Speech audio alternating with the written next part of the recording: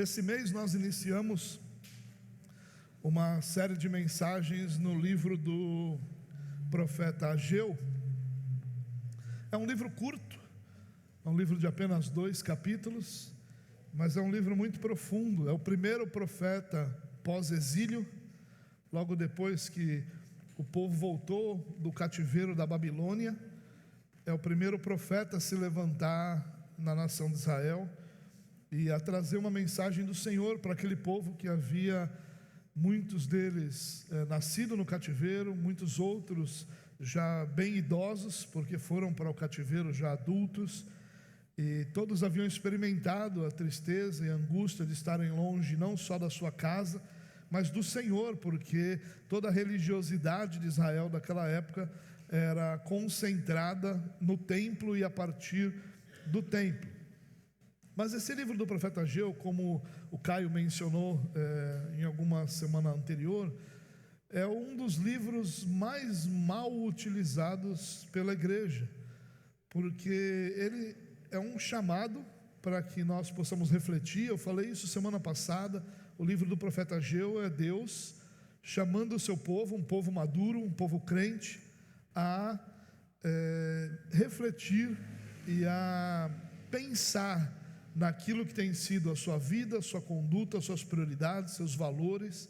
Então é um livro para cristãos e para cristãos maduros no sentido de cristãos que caminham com o Senhor, que confiam no Senhor, que já passaram por aquela fase inicial de entender o básico, mas que já servem ao Senhor, que já entenderam o chamado que tem de pertencerem ao Senhor, de servirem ao Senhor.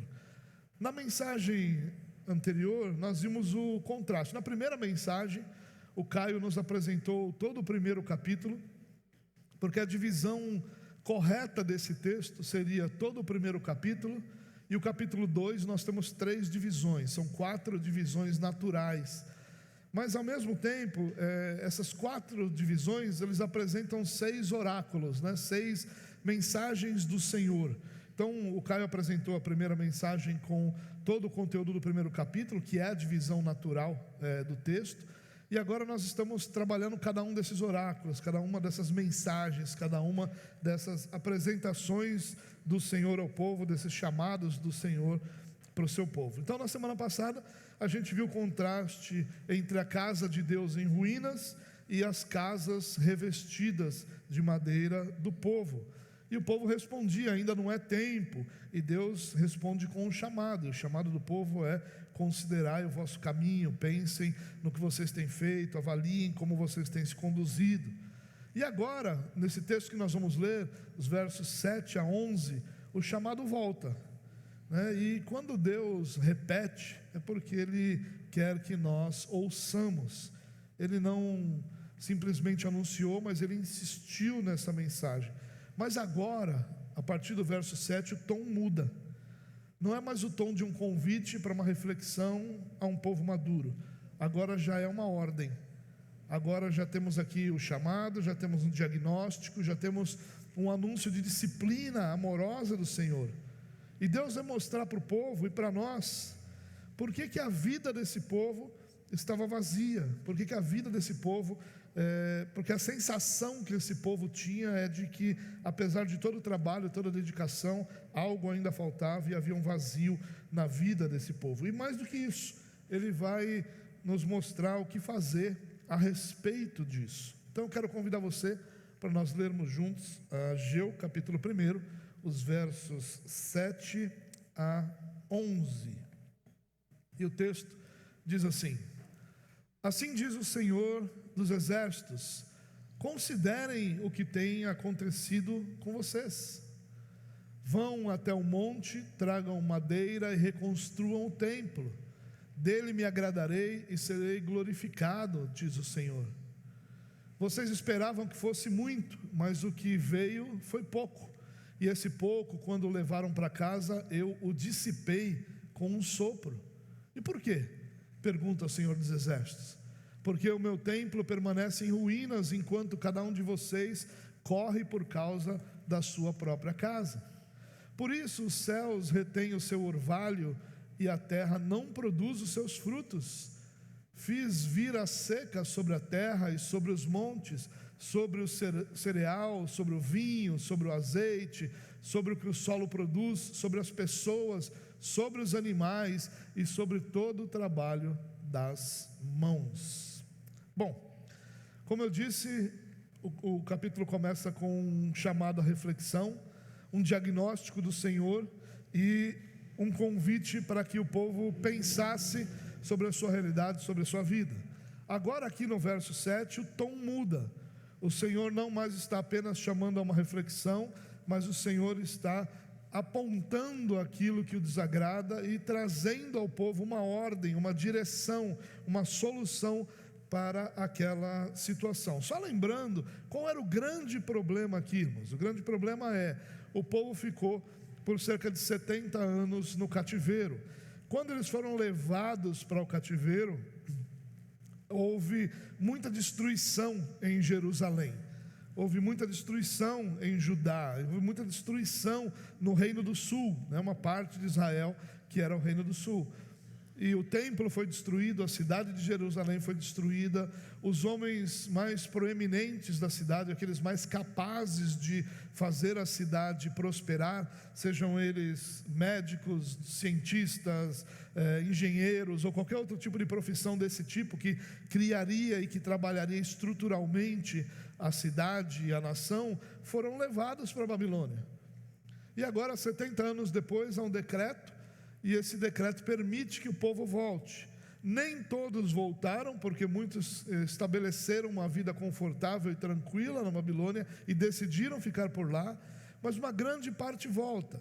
E eles voltam em 3 levas, Uma primeira leva, a volta ali com Zorobabel, que é essa que a gente está tratando. Depois a gente vai ter uma segunda leva que vem com Esdras para resgatar a lei, uma terceira leva que vem com Neemias para a reconstrução do templo. Então existiram essas 3 levas de retorno. E o que o povo fez? Quando o povo voltou, naturalmente, como houve destruição, havia na cidade pobreza, havia na cidade escassez, e havia na cidade muita necessidade de reconstruir a casa de cada um daqueles ou das famílias que haviam sido levadas para a Babilônia. E o povo focou exclusivamente nisso. E o povo não se preocupou de forma alguma em reconstruir o templo. E o templo, de novo, era o centro da espiritualidade de Israel. Não era como uma igreja hoje. Ainda que a igreja hoje tenha, e o culto, esse culto dominical tenha esse elemento central na nossa espiritualidade, porque nele nós desaguamos a nossa semana e nele nós nos capacitamos para a próxima semana, então ele está sempre sendo central no nosso cotidiano. Ainda assim era completamente diferente, porque nós temos cultos nas nossas casas, nos nossos lares, nós temos os grupos familiares, nós temos outras ações. Em Israel tudo girava excepcionalmente e exclusivamente, na verdade, a partir do templo. Os sacrifícios só eram feitos no templo, os sacerdotes serviam no templo. Nós tínhamos uma série de ações e realidades que eram exclusivas. A ausência do templo era sinônimo de ausência de espiritualidade. E na pandemia nós vimos que, apesar de essencial na nossa vida, e nos mostrou muito isso como esse elemento de comunhão, esse elemento de proximidade é importante, mas nós percebemos na pandemia que o templo não é o único elemento que nós temos para a nossa espiritualidade. Nós pudemos e precisamos e fizemos isso, tivemos cultos nas nossas casas, tivemos momentos fora do templo, ficamos com o templo fechado, ou com a igreja fechada por algum tempo. Então nós percebemos que há uma grande diferença. Então quando ele está falando de reconstruir templo aqui, ele não está falando de reconstruir igreja, ele não está falando de obra física de igreja.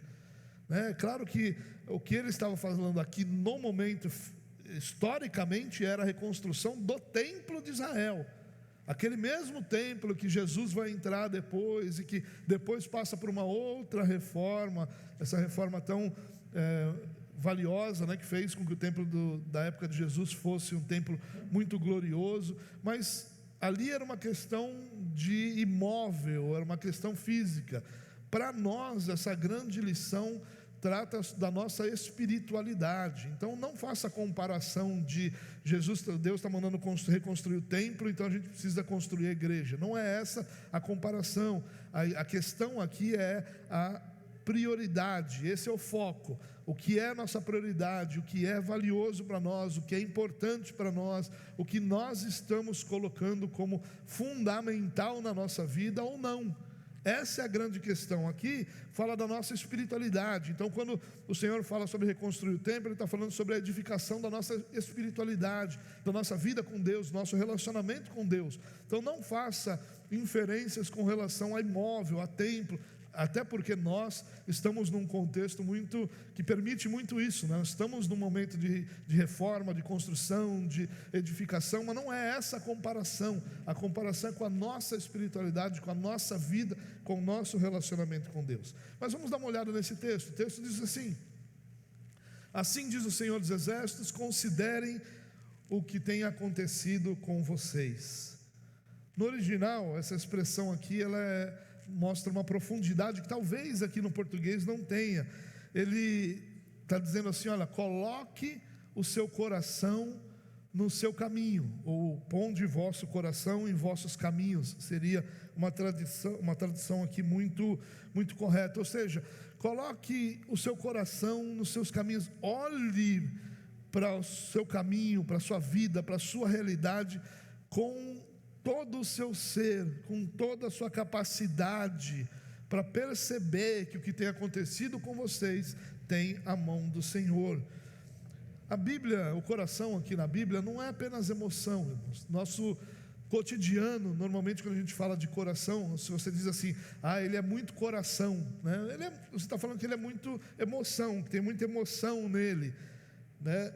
Mas na Bíblia, o coração, ele é a sede das nossas vontades e das nossas decisões. Do coração procedem os nossos caminhos. Então, as nossas decisões e as nossas vontades, elas têm origem no que a Bíblia chama de coração, né? Não é apenas uma questão de emoção. E aqui o que Deus está fazendo com o povo não é pedindo para o povo, entenda isso, Ele não está dizendo para o povo ter apenas aquele sentimento vago de culpa, se o povo se sinta culpado. Deus está convidando o povo a olhar para a sua vida, a olhar para a realidade da sua vida e mudar o rumo dela. Não é apenas um sentimento, não é apenas culpa, é uma ordem para que o coração, a nossa mente, a nossa vontade seja colocado deliberadamente sob o exame da nossa própria conduta, o exame da sua própria conduta. A repetição do chamado aqui no verso 5 e no verso 7 mostra a seriedade, mostra que Deus não tem nenhum tipo de compromisso, nem nenhum tipo de prazer com uma espiritualidade de fachada, com uma religiosidade de fachada. Ele quer que a pessoa tenha uma dedicação integral a Ele, ao quem Ele é. Comentando esse texto, João Calvino diz que Deus não se contenta com uma obediência superficial. Ele sonda o coração, exige que o povo se examine, porque sem esse exame não há arrependimento verdadeiro. É a mesma questão, Paulo vai usar esse mesmo conceito lá aos Coríntios, quando ele fala sobre a ceia. Lá na ceia ele diz, olha, que cada um examine seu coração, para que não coma nem beba indignamente. O que Paulo está dizendo ali? Paulo não está dizendo, olhe para o seu coração e se você tem pecado não participe da ceia. Não, Paulo está dizendo, olhe para o seu coração, porque é olhando para o nosso coração que nós vamos compreender as realidades pecaminosas da nossa vida e sermos conduzidos ao arrependimento. Não há arrependimento verdadeiro onde não há exame do seu próprio coração, da sua própria vida, da sua própria conduta. Paulo está dizendo, olhe para a sua conduta, identifique os pecados, se arrependa deles, para que então você seja consciente de quem você é, consciente dos seus pecados, perdoado pelo Senhor, pronto para ser restaurado e pronto para ser curado desse pecado. Isso é muito importante para nós, irmãos. Nós não vivemos num tempo que a gente não tem muito tempo para olhar para o nosso próprio coração, para pensar na nossa própria vida. A nossa tendência desde o Éden, é olhar para fora. E isso é muito apoiado pela psicologia moderna, né? A gente sempre olha para fora. Então a culpa é das circunstâncias, do Bolsonaro, do governo, do tempo, das pessoas. Desde o Éden é assim. Desde o Éden a culpa é sempre dos outros. Ninguém nunca assume a sua culpa. Essa é a tendência natural do ser humano. É claro que isso a gente enxerga lá no Éden, quando a mulher é questionada, ela fala da serpente. Quando o marido é questionado, o Adão é questionado, ele aponta para Eva. Todo mundo ali aponta para alguém. Essa é a tendência. O pecado nos cria essa tendência. A gente sempre culpa alguém. Mas Deus nos chama para olhar para dentro, para olhar para nós mesmos, para assumirmos a nossa própria responsabilidade, para entendermos o nosso próprio pecado. Isso nos assusta, irmãos. Assusta porque, primeiro, nosso coração é enganoso. Então a gente olha para nós mesmos e nós vemos aquilo que nem sempre é correto. Mas nos assusta também porque olhar para nós mesmos e reconhecer as nossas próprias fragilidades, mazelas e misérias é algo que nós não gostamos, porque isso nos afeta profundamente. Isso nos faz sentir como homens e mulheres que sabem que não são tudo aquilo que poderiam ser. Mas essa é a boa notícia do Evangelho. Em Cristo nós podemos olhar para dentro de nós sem medo, porque nós já fomos aceitos. Esse convite a olhar para nós mesmos não é um convite para que olhemos para nós e percebamos se Deus nos ama ou não, mas é um convite a olhar para dentro sabendo que nós já fomos aceitos, que nós já fomos amados e que em Cristo nós recebemos todas as ferramentas para caminhar em santidade, desde que confiemos nele, porque nós já fomos aceitos. Sabe o que eu penso muitas vezes? Principalmente quando de alguma maneira eu tenho muita dificuldade com elogio. Não é porque eu não gosto de elogio, quem não gosta, né, de elogio? Aliás, muitos casais brigam porque um dos dois não elogia, né? Mas é claro que todo mundo gosta. Mas eu tenho muito problema com isso, porque todas as vezes que eu ouço um elogio, eu penso assim na minha cabeça: olha que coisa de louco no mundo de Bob, né? Se essa pessoa soubesse quem realmente eu sou, ela nunca diria isso. Se essa pessoa soubesse quais são realmente as minhas lutas, as minhas batalhas, os pecados contra os quais eu luto, as dificuldades que eu tenho para obedecer, o que se passa no meu coração, quantas vezes eu peco em pensamentos, quantas pessoas eu queria matar na minha vida. Se a pessoa soubesse isso, essa pessoa nunca me elogiaria. Só que, é claro que eu digo isso em tom de brincadeira, e você vai achar que é uma brincadeira, mas essa é a nossa realidade. Eu duvido que você queira que alguém saiba exatamente tudo o que está no seu coração. Eu duvido que você queira, porque o que está no nosso coração de verdade, irmãos, é manchado pelo pecado, é encharcado pelo pecado. Por isso que Paulo fala sobre a luta interior de não conseguir fazer aquilo que ele desejava. O pecado que ele não queria cometer, esse ele cometia, e o bem que ele queria fazer, esse ele não conseguia. Então há uma luta entre quem nós somos interiormente, quão mal o nosso coração pode ser e quão bondosa a nossa mente gostaria que o nosso coração fosse. Há uma luta interior, mas, de novo, a boa notícia está em Cristo. Nós já fomos aceitos, não pelo nosso bom coração, não por nossa boa conduta, não porque nós temos um coração limpo e claro e que todo mundo, ao olhar para ele, vai se admirar. Não, nós fomos aceitos por causa da obra de Cristo Jesus. É a obra de Cristo que satisfez a justiça do Pai, que aplacou qualquer ira que o Pai poderia ter contra o pecador, e que nos deu vida, que nos deu paz, que nos deu recomeço, que nos deu eternidade. Por isso nós não precisamos ter medo de olhar para o nosso próprio coração, porque nós já fomos aceitos. Portanto, a proposta, o desafio de Deus ao examinarmos a nós mesmos, não é para nos destruir nem para nos diminuir, mas é para nos libertar, para nos curar, para nos transformar da realidade pecaminosa do nosso coração. Eu normalmente, algumas pessoas já me falaram que eu sou muito tranquilo com o pecado, que eu não me espanto quando as pessoas cometem coisas absurdas. E eu realmente não me espanto. Não porque eu acho que todo mundo vai fazer isso, mas porque eu sei que o nosso coração pode ser tão mal, tão pior do que nós imaginamos que ele possa ser. Quando nós olhamos para homens que fizeram mal para a humanidade, a gente olha para esses homens e diz que homem horrível. Você olha para um Hitler, você olha para um Mussolini, você olha para muitos outros, para um Lula, você olha para essas pessoas que fizeram tão mal, fizeram tão mal ao povo, você olha para essas pessoas e você diz assim: não, meu coração não pode ser assim. Nosso coração pode ser assim. Nosso coração pode ser tão mal quanto o coração de qualquer um desses homens.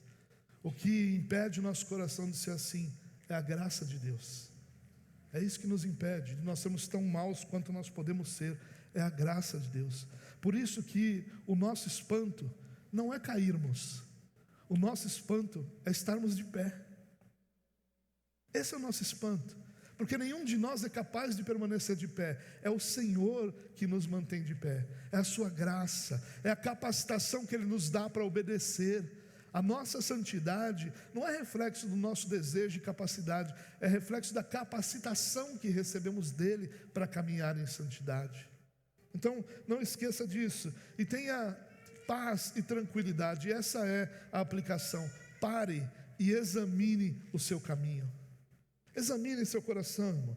Pare de viver no piloto automático. O povo de Ageu, o povo do período de Ageu, precisou parar para enxergar o que estava errado.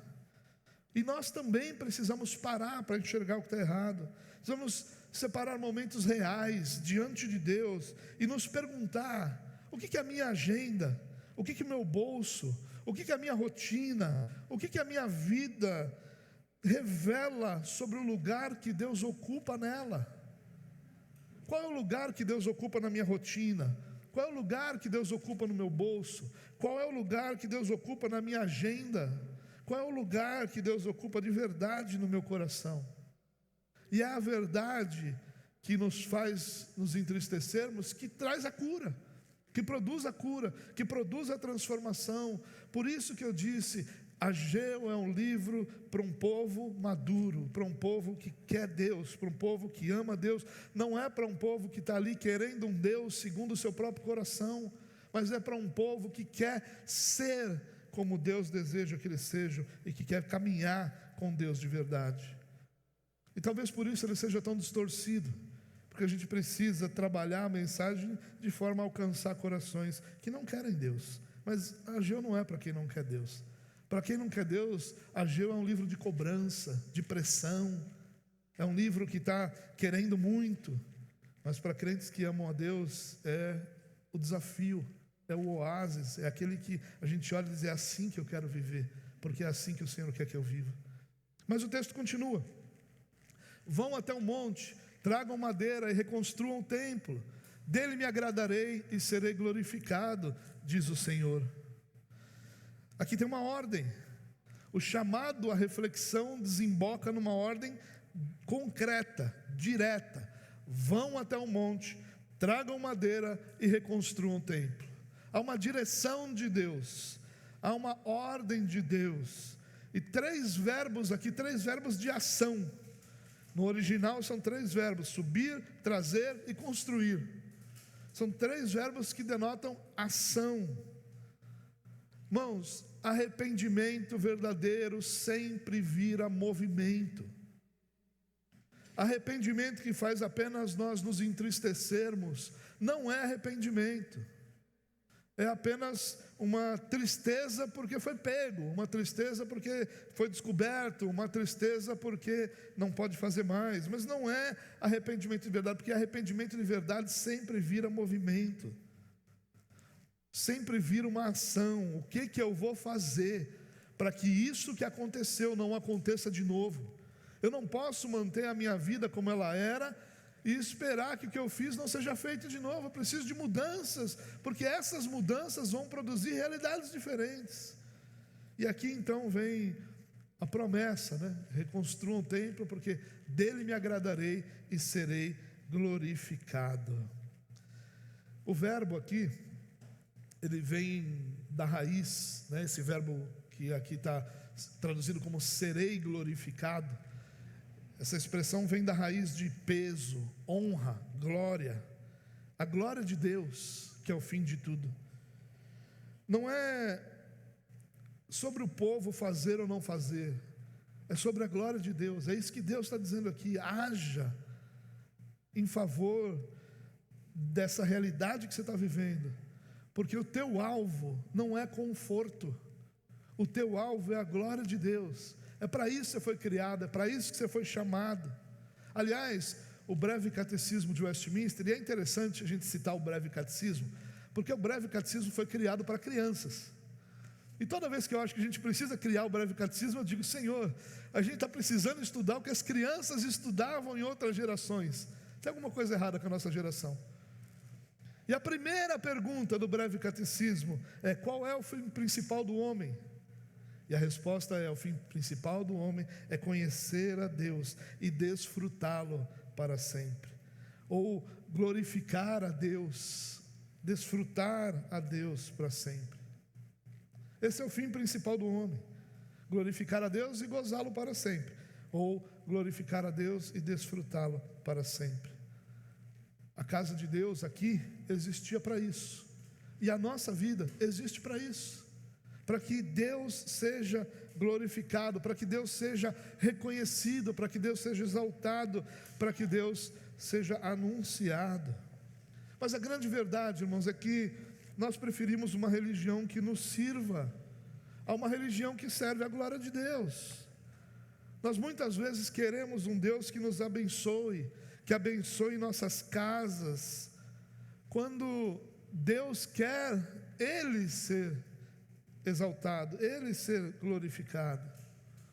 E essa tensão que a gente tem entre servir a Deus e um Deus que nos sirva é o que produz todas as religiões. Eu já falei isso aqui. A razão de existirem tantas religiões é muito simples de se explicar. A cada vez que alguém cria um Deus segundo sua própria vontade, esse Deus se torna o Deus de uma religião. Todas as religiões têm um Deus próprio, e esse Deus próprio da religião, ele é um reflexo do coração daquele ou daqueles que iniciaram essa religião. Então ele é um Deus segundo o coração de alguém. Por isso que o Evangelho é diferente, porque nós não criamos um Deus, Deus se revelou ao seu povo. Nós não dizemos Deus faria isso ou não, é Deus que diz se Ele faria isso ou não. Nós não dizemos Deus é assim ou não, é Deus que diz se Ele é assim ou não. Nós não temos nenhuma interferência em qualquer ação de Deus. Isso é um dos grandes problemas da teologia moderna, porque a soberania de Deus exige que Deus faça o que Ele quer, quando Ele quiser, do jeito que Ele quiser. E a gente diz: não, Deus seria injusto se Ele fizesse isso. Ele é Deus. E Ele, ao se revelar, Ele declara que Ele não pode ser injusto. Todas as suas ações são santas e juntas e justas conjuntamente, todas. É o Deus que se revela. E aí, quando nós não nos agradamos do Deus que se revela, nós criamos um Deus segundo o nosso coração, e nós criamos para isso uma religião. Muitas das denominações nada mais são do que um verniz no Deus que se revela nas Escrituras. Bom, qual é a resolução disso? É lembrar que Cristo é aquele que buscou a glória do Pai acima de tudo. Lembra de João 6? Eu desci do céu, não para fazer minha própria vontade, mas sim a vontade daquele que me enviou. E foi exatamente por isso que o Pai o glorificou, porque a sua vida foi para a glória de Deus. E a aplicação aqui, irmãos, é: reconstrua a casa de Deus com suas mãos. O que eu quero dizer com isso? Primeiro, O reconstrua é o agir. A casa de Deus é a sua própria vida. Nós não estamos falando de novo, nós não estamos falando de templo aqui, ainda que ele tenha sua grande e importante função em nossa vida, em nossa espiritualidade, e na verdade aqueles que entendem isso tendem a ter uma espiritualidade mais desenvolvida, porque dão valor aos cultos públicos, e por conta disso recebem do culto público aquilo que o Senhor mesmo planejou. Mas a nossa vida, ela não é dependente de um templo, lugar. Ele sempre vai ser dependente de um culto ao Senhor, mas nunca de um templo, lugar. E o que Deus diz para o povo aqui é: olha, suba ao monte, pegue madeira e reconstrua. Haja. A ordem de Deus através de Ageu aqui é concreta. Suba, traga madeira, construa. Arrependimento não é sentimento, irmão. Arrependimento é obra. Pergunte-se: onde está aquilo que eu preciso reconstruir? É a minha espiritualidade, são os meus relacionamentos, é a minha adoração, é a minha adoração da minha família, é o ministério que o Senhor me chamou na minha igreja, é o discipulado de alguém que Deus colocou no meu caminho. O que eu preciso fazer para reconstruir aquilo que Deus me chamou para fazer e eu não estou fazendo porque eu estou distraído com a minha vida? Comece com um passo real, irmão. Essa semana, não a próxima. Aproveite que você vai sair daqui motivado a isso e faça algo concreto. Não espere isso passar. Faça algo. Avalie, examine a si mesmo e faça algo concreto com relação ao seu exame. Terceiro lugar, o diagnóstico. No verso 9: vocês esperavam que fosse muito, mas o que veio foi pouco. E esse pouco, quando o levaram para casa, eu dissipei com o sopro. E por quê? Pergunta o Senhor dos Exércitos. Porque o meu templo permanece em ruínas, enquanto cada um de vocês corre por causa da sua própria casa. Olha o diagnóstico: vocês esperavam muito, mas o que veio foi pouco. No hebraico, essa expressão seria: vocês olharam para o muito, e eis o pouco diante de vocês. Esse eis é a ironia, uma ironia dramática. Vocês olharam para o que esperavam, para muito, e encontraram o vazio. E qual é a razão disso, irmãos? Olha Deus dizendo: eu dissipei com um sopro. Deus está dizendo aqui: eu soprei. O esforço humano inteiro se desfez como poeira diante de uma ação do Senhor, uma só. E então aqui vem a pergunta que expõe a raiz de tudo isso. Por quê? Pergunta o Senhor dos Exércitos. Porque minha casa permanece em ruínas, enquanto vocês correm, cada um para a sua própria casa. Cada um para a sua própria casa. O verbo correr aqui não é acidental, não é a imagem de uma pressa ansiosa. Enquanto Deus está dizendo aqui, enquanto toda a dedicação, toda a sua dedicação é para edificar a sua própria vida, sua vida material, aquilo que eu te chamei para fazer, o meu reino, não tem sido edificado por você. É isso que ele está dizendo para esse povo. De novo, Calvino comenta aqui que ao retirar a prosperidade, Deus estava ensinando ao povo que toda a bênção vem da sua mão, e que o trabalho sem a bênção de Deus é vazio, e que todo esforço que se emprega é inútil sem a bênção do Senhor. E talvez você já tenha se sentido assim, irmão. Trabalha, e aquilo não rende. Às vezes não rende no que faz, às vezes não rende no que traz de recurso, às vezes não rende no efeito. Mas repare que o pecado aqui não é trabalhar, não é cuidar da casa, não é plantar, não é colher, não é viver, nada disso é pecado. O povo de Ageu não é um povo ímpio, é o povo de Deus que está recebendo a mensagem de Deus. O povo aqui só era desordenado. O pecado aqui não foi cuidar da sua própria casa. O pecado aqui foi a inversão de prioridades. quando a sua própria espiritualidade, sua própria vida diante do Senhor deveria estar sendo edificada, isso ficava sempre em último lugar. Irmãos, a gente pode ver isso de forma muito comum. A quantidade de eventos que acontecem no domingo e a gente participa deles como se nada tivesse, se nenhum valor tivesse estar no culto, é enorme. E eu não estou falando de eventualmente alguma coisa acontecer, eu estou falando dessa ser muitas vezes a nossa prática. Muitas pessoas com famílias grandes aí não conseguem vir num culto, que todo domingo tem um aniversário. Todo domingo tem alguma coisa para fazer, todo domingo tem alguma coisa, e nada perde o lugar quando se está diante do Senhor. Nada, o culto não ganha de nada disso. Lembre-se que Cristo não correu para a sua própria casa, não edificou a sua própria vida, Ele esvaziou-se, serviu, entregou-se, para que nós pudéssemos ser libertos dessa correria ansiosa, e pudéssemos buscar em primeiro lugar o reino de Deus. Pare de correr para a sua própria casa. Essa é a aplicação. Não é errado cuidar da sua casa, ao contrário.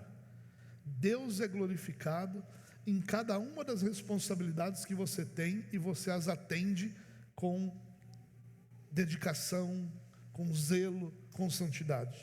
Não tem nada de errado em cuidar da sua casa. O errado está em deixar Deus sempre em último lugar. O errado está em quando Deus nunca tem prioridade em coisa alguma. É o tempo que sobrar, é o dinheiro que sobrar, é a energia que sobrar. Eu acho engraçado que comumente de manhã é mais difícil, mas à noite um bocado de gente dorme no culto. Não sei se é porque o Caio prega mal, porque brincadeira, Caio, eu sei que você vai assistir, isso é brincadeira.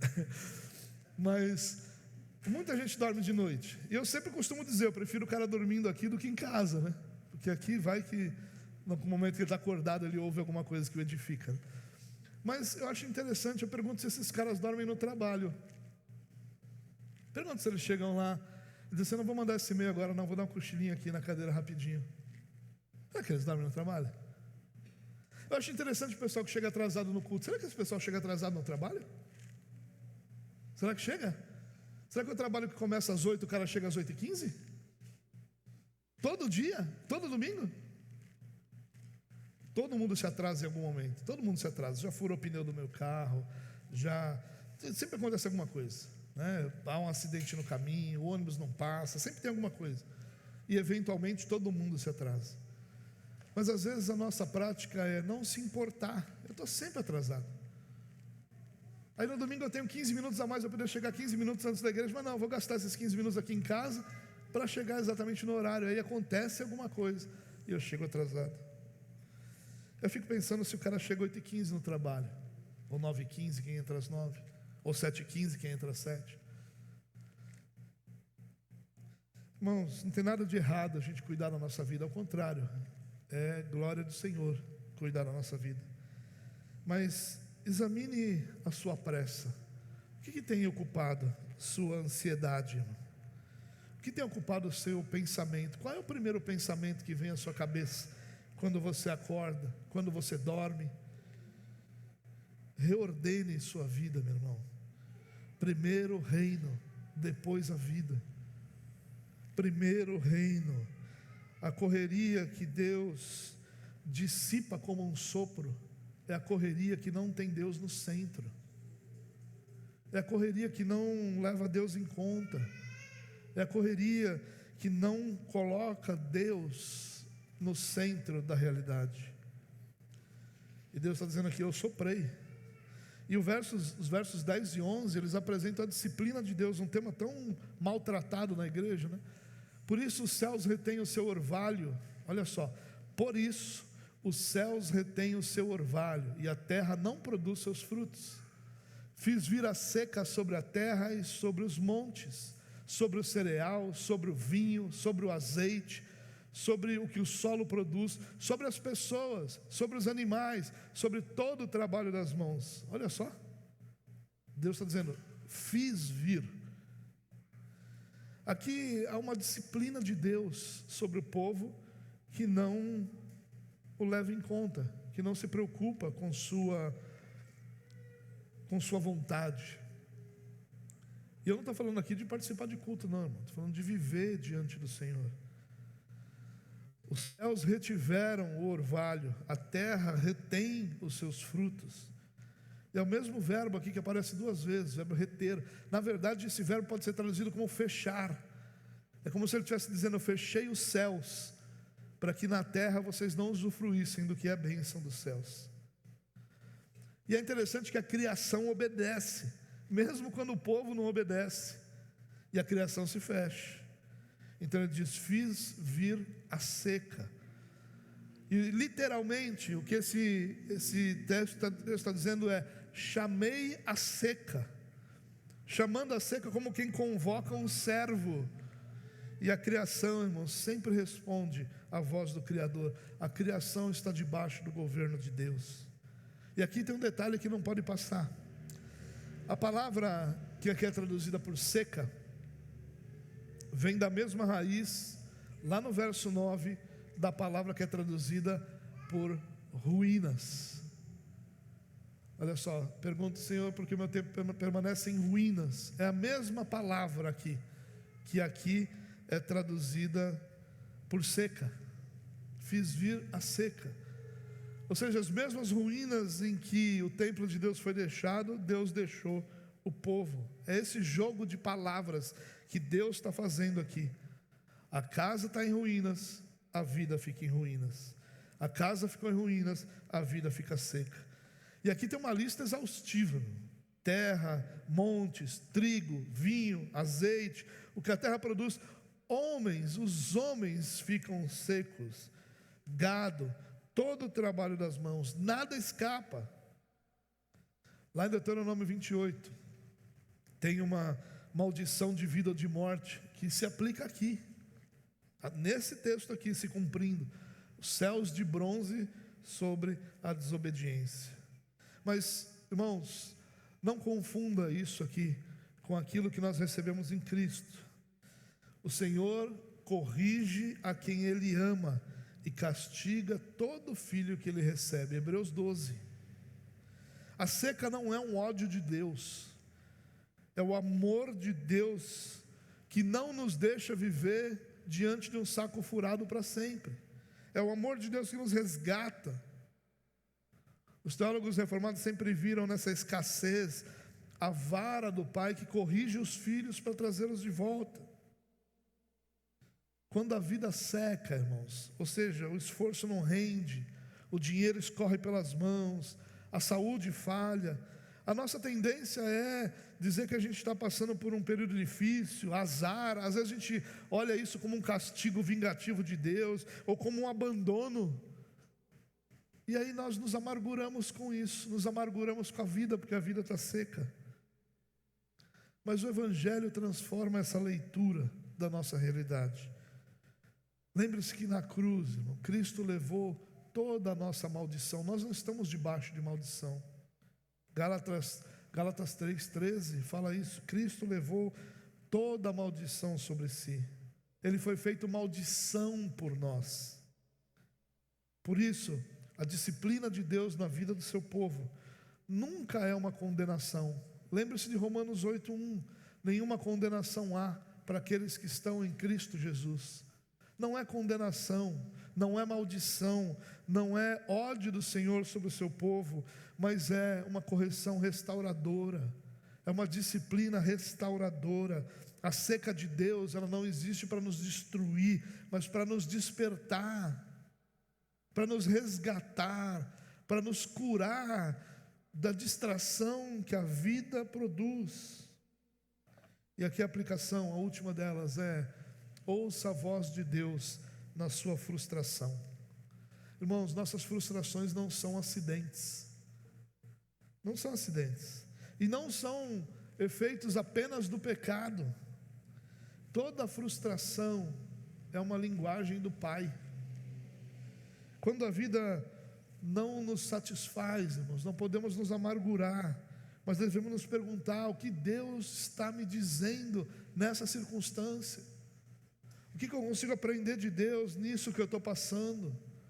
Ele fechou os céus para abrir o coração do povo.